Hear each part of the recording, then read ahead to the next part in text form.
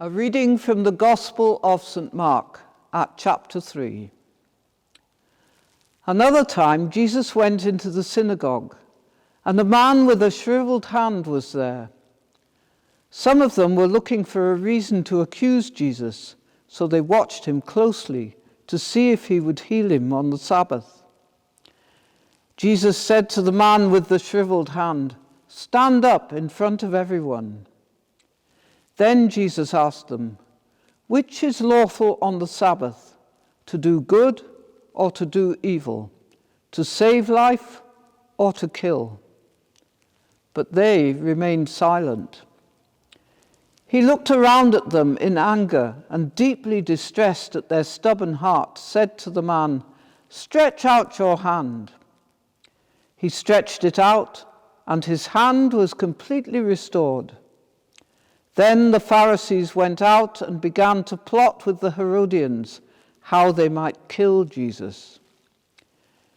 Jesus withdrew with his disciples to the lake, and a large crowd from Galilee followed. When they heard about all he was doing, many people came to him from Judea, Jerusalem, Idumea, and the regions across the Jordan, and around Tyre and Sidon. Because of the crowd, he told his disciples to have a small boat ready for him, to keep the people from crowding him. For he had healed many, so that those with diseases were pushing forward to touch him. Whenever the impure spirits saw him, they fell down before him and cried out, "You are the Son of God." But he gave them strict orders not to tell others about him. Jesus went up on a mountainside and called to him those he wanted, and they came to him. He appointed 12 that they might be with him, and that he might send them out to preach and to have authority to drive out demons.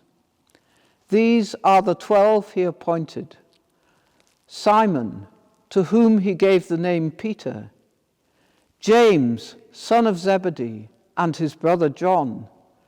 To them he gave the name Boanerges, which means sons of thunder; Andrew, Philip, Bartholomew, Matthew, Thomas, James, son of Alphaeus, Thaddeus, Simon the Zealot, and Judas Iscariot, who betrayed him.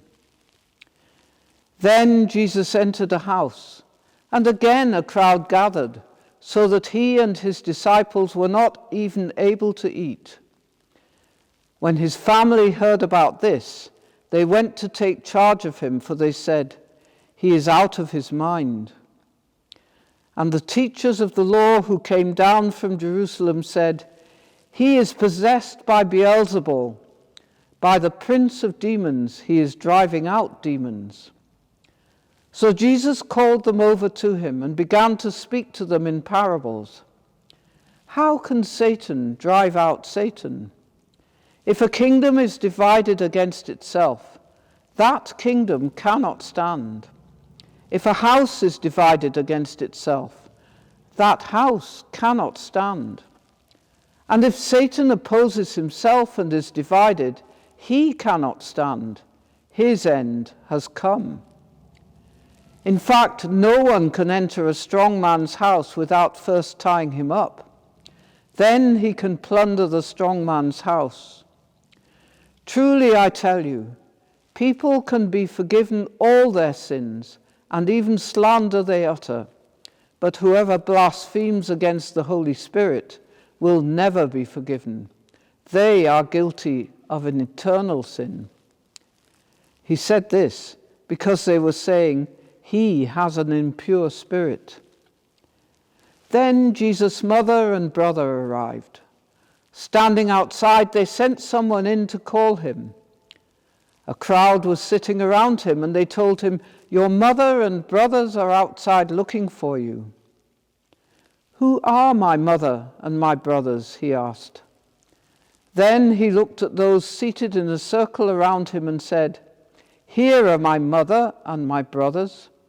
Whoever does God's will is my brother and sister and mother.